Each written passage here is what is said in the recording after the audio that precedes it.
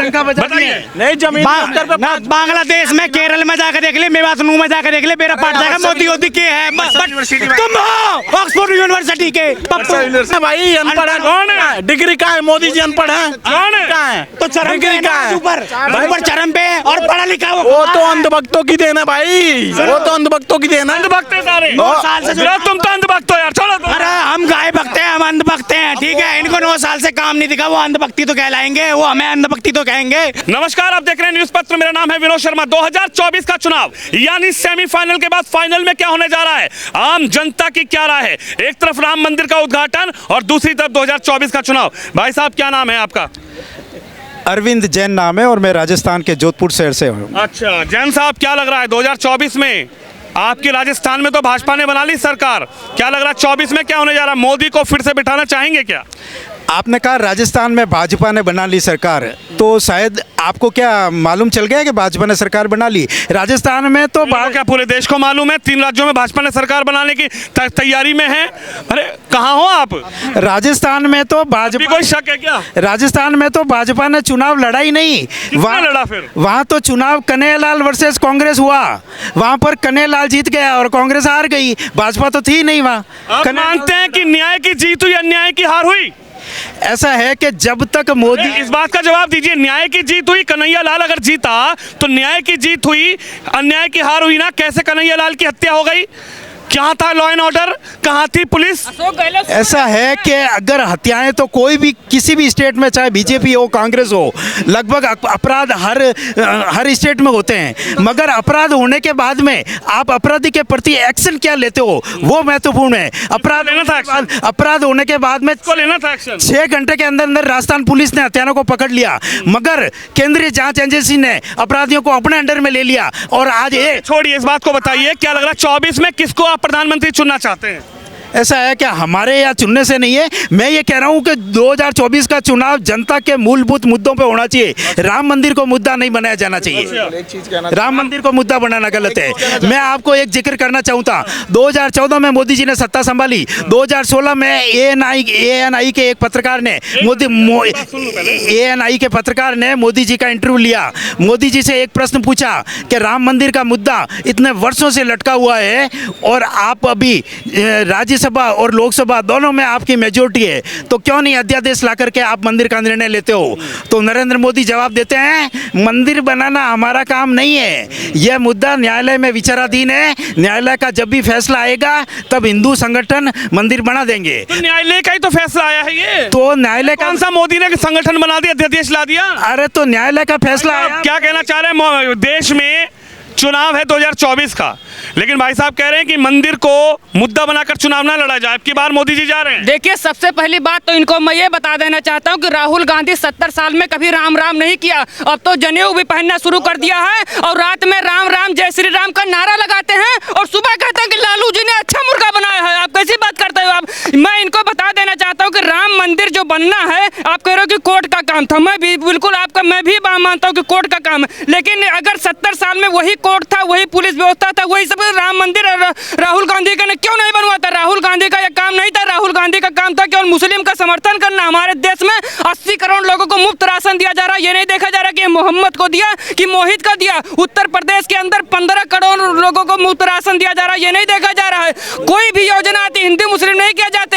और आप बता रहे हो राजस्थान की बात आप कर रहे हो, राजस्थान में भारतीय जनता पार्टी आपकी पूर्ण रूप से भगवा लहराया है और कांग्रेस पार्टी को उखाड़ के फेंका है। कांग्रेस पार्टी हमारे 70 साल से देश के 150 करोड़ जनता का कह रहे राम मंदिर पे वोट मांगती है आपकी पार्टी। राम मंदिर पे एक बात मुझे बदनाम करती है जब सत्ता में। राम मंदिर पर नरेंद्र मोदी जी वोट नहीं मांग रहे, नरेंद्र मोदी जी देश की जनता नरेंद्र मोदी जी को राम मंदिर बनवाने का वोट दे रही है। राजस्थान ये बताइए कि अयोध्या में राम मंदिर कांग्रेस पार्टी ने क्यों नहीं बनवाया?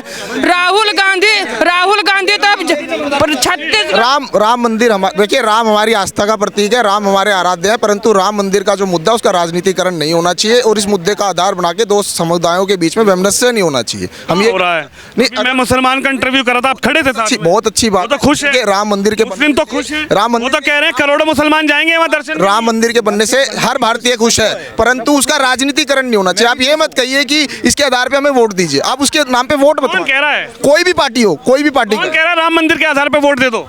भाजपा वाले मांग रहे हैं क्या वोट? ये कांग्रेस वाले मांग रहे हैं क्या? जब तक राजस्थान में नरेंद्र मोदी का पदार्पण नहीं हुआ था, पूरी जनता लहर थी अशोक गहलोत की, और जब से नरेंद्र मोदी ने आकर के वहां पर हिंदुत्व का मुद्दा उठाया, पूरा ध्रुवीकरण कर दिया और चुनाव को अपना मोदी जी हिंदुत्व करते हैं, ध्रुवीकरण करते तो एक बात मुझे बताइए, नरेंद्र मोदी जी देश के प्रधानमंत्री, तो क्या राजस्थान में रैली नहीं करेंगे तो क्या पप्पू करेगा? आप कैसी बात करते हो? पप्पू जब जाते हैं राजस्थान में रैली करने के लिए तो वो कहते हैं इस देश की जनसंख्या 150 करोड़ 140 करोड़ रुपए। आप ये बताइए, एक आदमी 1 रुपए का, सोनिया गांधी बार बार समझाती हैं कि पेपर में लिख के देती हैं, भाषण ऐसे देते हैं, और मंच पर जाते हैं कुछ भी छोड़ देते हैं जाकर के। उनको आता ही नहीं है भाषण देना, तो नरेंद्र मोदी को जनता वोट दे रही तो क्या करे फिर बताओ, किसको दे? बात भाषण देने की नहीं है। मैं मानता हूँ नरेंद्र मोदी बहुत अच्छे वक्ता हैं, बोलने में वो वक्ता तो बहुत अच्छे हैं, इसी कारण से पब्लिक उनके प्रभाव में आती है। पर राहुल गांधी क्यों नहीं बन पा रहे हैं वक्ता? कौन सिखाएगा? इतनी बड़ी पार्टी है। मैं दे रहा हूं जवाब। बात देखिए, पहले तो इसको तथ्यात्मक दृष्टि से इस बात को रखिए। पहली बात तो ये है कि जो राजस्थान का ही चुनाव आप लेंगे तो उसमें भाजपा का वोट परसेंट जो है कांग्रेस से सिर्फ 2% आ गया है, तो इसलिए ये नहीं कहना होगा कि सारा समर्थन जो है राजस्थान में भाजपा के प्रति था। राजस्थान को हटा दीजिए, मध्य प्रदेश में क्या हुआ? अरे रुकिए तो सही जाना आप, सारी बात मध्य प्रदेश में क्या हुआ, छत्तीसगढ़ में क्या हुआ? मुझे बाकी जनता भी बहक गई। अगर आप नंबर ऑफ वोट्स की काउंटिंग करेंगे ना चारों राज्य की, तो कांग्रेस को 9 लाख वोट ज्यादा मिले। सरकार किसकी बन रही है? मुख्यमंत्री किसका बनना है? कई बार वो मैथमेटिकली ऐसा समीकरण बताइए, इनका जवाब दीजिए। मैं बता दूं, मध्य प्रदेश में जो वोटिंग हुआ 76% महिलाएं जो शिवराज सिंह चौहान को वोट दिए हैं, वो भी लाडली बहना के तहत। मैं आपको बता दूं कि शिवराज सिंह चौहान जब से मुख्यमंत्री बने हैं तब से इतने योजना चला दिए हैं। जब पूर्व मुख्यमंत्री कमलनाथ जी थे जो कांग्रेस पार्टी के थे, जब उनका कमलनाथ नाम है उनका। हाँ, वही मैं ही बता रहा हूँ, कमलनाथ ही बता रहा हूँ कि जब उनका शासन था तो वो कहते थे कि हमारे पास योजना का पैसा नहीं, खत्म हो जाता है। आज शिवराज सिंह चौहान जब मुख्यमंत्री हैं तब कैसे इतना पैसा आ जाता है? ये तो कांग्रेस पार्टी खुद भ्रष्टाचार में डूब रही थी। और मैं आपको बता दूं, इनके पास ऐसे भ्रष्टाचारी हैं जो इनके खिलाफ खुद दिल्ली में इतनी मोटी थब्बियां लेकर के अरविंद केजरीवाल समेत जो शीला दीक्षित को भ्रष्ट बता के पूरे दिल्ली में घूम रहे थे। और जो बिहार का हलवा है वो तो चारा खा करके जो आज राहुल गांधी के साथ में बैठ गया है। और जो ये है जो 300 करोड़ रुपए निकला हुआ किसके साथ है? इन्हीं के बाद राहुल गांधी के पास। इनके इतने भ्रष्टाचार हैं जो इतना पैसा नरेंद्र मोदी जी ने खुद इनको कह रहे हैं 300 करोड़ मिला है दीपक साहू के घर। अगर अजीत पवार की जांच हो जाती तो उसके घर में 70,000 करोड़ मिलते। नरेंद्र मोदी जांच कौन करेगा? अरे जो ये एक्चुअली देखा जाए ईडी सीबीआई, बोलिए नहीं क्या ईडी सीबीआई और इनकम टैक्स, ये पूरी तरह से नरेंद्र मोदी के अंडर में है। ईडी अच्छा चलिए, मैं आपकी बात मान गया भैया। अरे एक निष्पक्ष सुन तो लो मालिक भाई, मेरे सुन तो लो। अब आपने सवाल किया, ये भी खड़े, आप लोग भी जवाब दे रहे हैं। ये 300 करोड़ रुपए दीवालों में, अलमारी में ईडी के अधिकारी गए थे बैग भर के कि लो भैया फिट कर दो और परसों हम आएंगे छापा मारेंगे तो 300 करोड़ मिल जाएंगे। अरे ये ईडी और सीबीआई सब विपक्ष बात को तो जवाब करते हैं क्या भैया? अब इनका ईडी वाले गए, अब इनका मुंह बंद हो गया। अब इनका एक बात मुझे बताइए, ईडी वाले को खुद पता रहता है कि आपके घर में पैसा है? जब उनके बहुत सारे जो भाजपा के ऐसे बहुत सारे नेता है जिनके पास कैश पाता है और वो भाजपा ज्वाइन कर लेते हैं, तो भाजपा के गंगोत्री है कि वहाँ के सब साफ हो जाते हैं। तुम्हारी पार्टी अच्छा, और अरविंद केजरीवाल के गंगा जी नहा कर आए हैं जो राहुल गांधी के गोद में बैठ गए हैं? आप कैसी बात करते हो? राहुल गांधी क्या थे? बहुत सारे जो नेता होते हैं, जो टीएमसी के जो नेता थे, ठीक है, सुमन रॉय जो उनका नाम था, एग्जैक्ट नाम नहीं याद आ रहा है, वो पहले भ्रष्ट थे। भाजपा ज्वाइन होती है तो वो शुद्ध हो जाते हैं। तो ऐसे इतने सारे फिर चले गए पार्टी नहीं, तो ये बताइए तो बिल्कुल होगी ऐसे बहुत सारे नेता है जो किसको पीएम बना? शर्मा, हेमंत विश्व शर्मा, वो चलवा रहा है वो वहाँ पे। उसके ऊपर घोटाले के आरोप। भाजपा देश की सबसे बड़ी पार्टी बन गई, सबसे अमीर पार्टी पूरी दुनिया की बन गई, तो ये सारा पैसा कहाँ से आया? तुम्हारी पार्टी अमीर? मैं इनको बता दे, एक आदमी, इनको जवाब तो ले लो, जवाब तो ले लो। एक आदमी अगर देश के लिए, इस देश के भारत के राष्ट्र के लिए अगर जो काम कर रहा है तो उसके 26 चिरकुट उनके पीछे लगे पड़े हैं। जो एक पार्टी जो 70 साल में देश को लूट खा गए, जो आज भ्रष्टाचार में डूब रही है, उसको उंगली कर रहे हैं बार बार। मैं लूट खा गई? राहुल भैया इतने अच्छे नेता हैं, युवा नेता हैं। मैं इसीलिए कहता हूँ कि ना कि नेहरू कह गया इंदिरा से कि ऐसा पोता आएगा और रैली करेगा कांग्रेस की, भाजपा को जितवाएगा। कोई नाम नहीं है, मोदी है बस, मोदी अपना तो मोदी है भाई, मोदी है बहरा के भाई। बता के जाओ ना कहाँ के? हाँ इसकी, हाँ वो तो मेरे से पूछना था। क्यों कह रहे हैं मोदी ने हटा दो? क्यों हटा दे? मोदी रहेगा, पर मोदी में ऐसा बहुत कुछ है मोदी में। बता के ना मोदी में कुछ भी नहीं है मोदी में, बहुत कुछ है। जवाब दो इनको। क्या नहीं मोदी में? लो भाई साहब बताओ क्या है मोदी में कुछ है?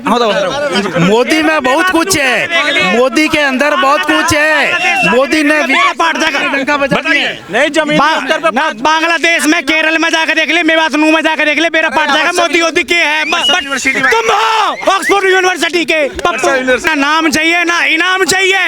अरे शांत हो जाओ। अरे हिंदू, नकली हिंदू, चुप हो जाओ पहले। नकली हिंदू कैसे हो गए? अरे है ना, विपक्ष में बात कर रहे हैं। तो क्या हो गया? तो क्यों राहुल गांधी हिंदू नहीं है? अरे राहुल गांधी तो मुसलमान है, प्रियंका दीदी हिंदू नहीं है, वो मुसलमान है। मैं फोन दूंगा, फोन। जनेऊ पहन के किसने दिखाया? राहुल भैया ने। और ये नॉनवेज खा के किसने दिखाया वीडियो में?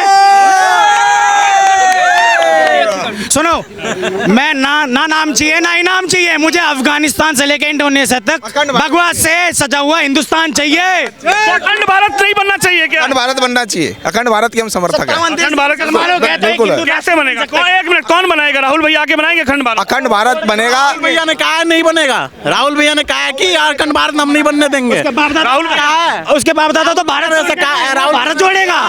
जोड़े यात्रा नहीं चलाई इसने। हाँ, तो उसके बाप दादा तो भारत तोड़ के गए। शिक्षित कोई है? राहुल भैया इतना शिक्षित कोई है नेता? हाँ आप ये बताओ ना। हाँ, दो भैया, अरे भैया उनके इतना शिक्षित कोई नहीं है नेता में। तो फिर मोदी भाई बिना पढ़े मोदी जी ठीक है क्या? मोदी और पढ़े लिखे अनपढ़ हो गए। है, अनपढ़ है भाई, अनपढ़ है। कौन है? डिग्री का है मोदी जी, अनपढ़ है। कौन है? कहाँ है? तो चरम पे डिग्री है का ना, है। ऊपर चरम पे है और पढ़ा लिखा वो तो अंधभक्तों की देन है भाई, वो तो अंधभक्तों की देन है। अंधभक्त है सारे। 9 साल से जो तुम तो अंधभक्त हो यार, छोड़ो तुम। अरे हम गाय भक्ते हैं, हम अंधभक्त हैं, ठीक है। इनको 9 साल से काम नहीं दिखा, वो अंधभक्ति तो कहलाएंगे, वो हमें अंधभक्ति तो कहेंगे। 9 क्या साल काम कर दिया 9 साल में मोदी ने ऐसा? सड़कें बनवा दी, 7-8 एक्सप्रेस वे बनवा दिया, और वंदे भारत निकलवा दी, आयुष्मान का कार्ड बनवा दिया, 85 करोड़ लोगों को राशन मुफ्त में दे दिया। और क्या चाहिए मोदी से? और उसकी जान लोगे? 9 साल का काम बताता हूँ, मैं चार्टर्ड अकाउंटेंट हूँ एक। उन्होंने पहले आते ही कंपनीज एक्ट में जो अमेंडमेंट किए, उसके बाद से भारत उससे पहले था 104 नंबर पे इस देश में, इस पूरी दुनिया में कंपनी बनाने के नंबर पे। उन्होंने जब कंपनी एक्ट चेंज किया, 4थे नंबर पर है, सबसे आसान काम है। और उसके बाद ये हालत है, इतना अर्बनाइजेशन और इतनी कंपनी बनी है भारत में। उसकी वजह से अभी पिछले 2 हफ्ते पहले 4 ट्रिलियन इकोनॉमी का आंकड़ा छुआ है भारत ने। ये किया है 9 साल में। पर कैपिटा इनकम तो नहीं बढ़ी। मोदी ने तो बेच दिया देश भाई। इन्होंने कहा पर कैपिटा इनकम तो नहीं बढ़ी ना। 4 ट्रिलियन इकोनॉमी किसी बड़े पूंजीपतियों को दिया है पैसा, आम आदमी हाँ भैया, डाला। कह रहे मोदी ने देश ही बेच दिया। किसको बेचा? सारा देश आ गया, G20 समिट करा। इससे पहले कोई इतना बड़ा क्या G20 समिट श्रीलंका ने नहीं करा है। G20 होना कोई बहादुरी का काम नहीं है। इसकी G20 बहादुरी नहीं है। इसके अंदर जो भी सदस्य है, इसके अंदर जो भी सदस्य है, 1 by 1 सबको मेजबानी करने का नंबर आता है। G20 में कौन सा मोदी ने लटकाट दिया? कह रहे कोई बहादुरी का काम है G20 करवाना? जाते ना तुम्हें पता लग जाता। श्रीलंका तो छोड़ो यार, वो तो अरे G20 ने जितना होस्ट किया ना, उतना और किसी देश ने नहीं किया। G20 होना चलना माना इतना बड़ी बात नहीं है। G20 में जो डिसीजन लिए, इतने देश आए थे, सबने एक मत से मोदी के जो डिसीजन लिए उनको सपोर्ट किया। आखिरी सवाल, 1 मिनट भाई, एक बात बताओ, 1 मिनट हाँ, को कोई हिंदू साबित कर दे, राहुल गांधी को कोई हिंदू साबित कर दे, मैं ये फोन और जिंदगी भर उसकी गुलामी करूंगा। कोई हिंदू साबित कर दे। वो कहता ना कि मैं ब्राह्मण हूँ, कोई वो कहता ना मैं ब्राह्मण हूँ। राहुल गांधी का बाप कौन? राहुल गांधी का बाप कौन? राजीव गांधी का बाप कौन? फिरोज खान। वो है, और ये है सबसे वो जिसमें कि क्या कहते हैं, ये है हिंदुस्तान को, हिंदुओं को कांग्रेस ने धोखा दिया, और जैसे कि आज भी वो धोखा दे रही है। और यही इसी वजह से है ना, मेरा वोट बीजेपी को जाता है, बीजेपी को। और दूसरी बात, बीजेपी तो राम मंदिर पे वोट मांगती है। बीजेपी तो राम मंदिर पे वोट मांगती है। दूसरी बात, अगर राहुल गांधी कहता मैं हिंदू, अरे साफ बोलना तू हिंदू है, मुसलमान है, ईसाई है, हम तेरे को गले लगाएंगे, गले। लेकिन तू झूठ मत बोल, हिंदुओं को धोखा मत दो कांग्रेस वालों। राम थे और राम का मंदिर बनना बहुत खुशी की बात है, मगर एक बात कहता हूं मैं, राम मर्यादा पुरुषोत्तम थे। उन्होंने सबरी के झूठे बैर खा करके उसको सम्मान दिया था। मगर नरेंद्र मोदी ने क्या किया? नई संसद का उद्घाटन किया और हमारे देश की की सबरी राष्ट्रपति द्रौपदी मुर्मू, उसको उसका अधिकार था नई संसद का उद्घाटन करने का। संसद का सर्वोच्च पद राष्ट्रपति होता है, मगर उसको अपने अधिकार से वंचित किया।